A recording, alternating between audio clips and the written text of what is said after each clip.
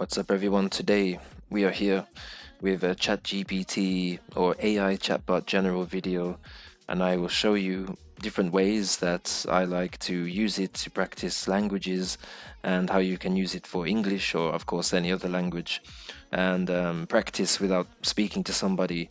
And this is a genuinely good way, I think, because it's helped me a lot. Just to feel more confident when you're saying something or writing something. And I'll show you what I mean. So let's say you are practicing prepositions first of all, right? And we could ask ChatGPT something like, ask me preposition questions and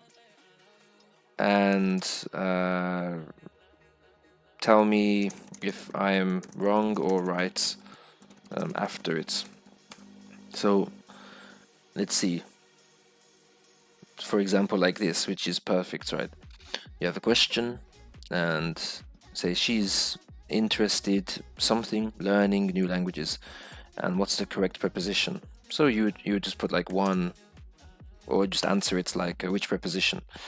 But if you're not sure, you could say give me multiple choice options.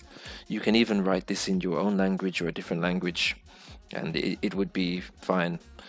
So yeah, and they give some options right here, which is pretty good because then you could just put the letter like B, and then it will tell you are you correct or not, and then it says that's correct.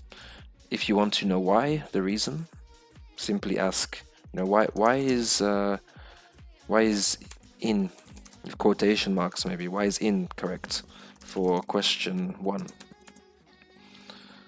and then you would get an explanation here. It's taking some time though, yeah. And there is no specific reason, but yeah, this is a very good explanation here that interested is followed by in, and that's just the way it is really in English. Okay, now back to question 2. What's your answer? See, that's a great way. We need to focus. It would be on. You could put on, or you could write B, and then it says correct. So something like this is great, and we have some examples here with the focus. So yeah, you could do something like that, or ask let's have a conversation using prepositions of time. All right, you want to practice that specific thing. It says, hey, what do you usually do on the weekend? Yeah, so using in, on, at, and so on. And you can reply on the weekend I go to sleep a lot. Maybe this. And it says if you're using American English, on the weekend is fine. British English, at the weekend, I guess maybe. But yeah, they say it explains that in 2 different ways it can be. But me, even I say on the weekend. I'm British, so. But yeah, people do say at the weekend. Then continues the conversation with a bold here in the morning. You could continue that way. And another thing, if we just continue this, we finish it. Let's say now let's talk about let's talk about using conditionals. Ask me a question where I can use the 0, first, and second conditionals. So whatever rule you're trying to learn, then you can just ask and really talk like this. So the question is, what do you do if it rains? And you can answer using and it gives a nice explanation here of them. And if you don't know how it is again, you can say remind me of the 0 conditional structure. Right? How do we see if and present simple, and some examples here. If you heat water to 100 degrees, it boils. If the sun goes down, it gets dark. So yeah, if we answer this question with 0 conditional, what do you do if it rains? So we can say if it rains, I stay at home. Right? And they say that's a perfect example of zero conditional. It's a general truth.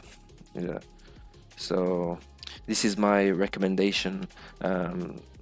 Having conversations or having a quiz. You can ask for a quiz here.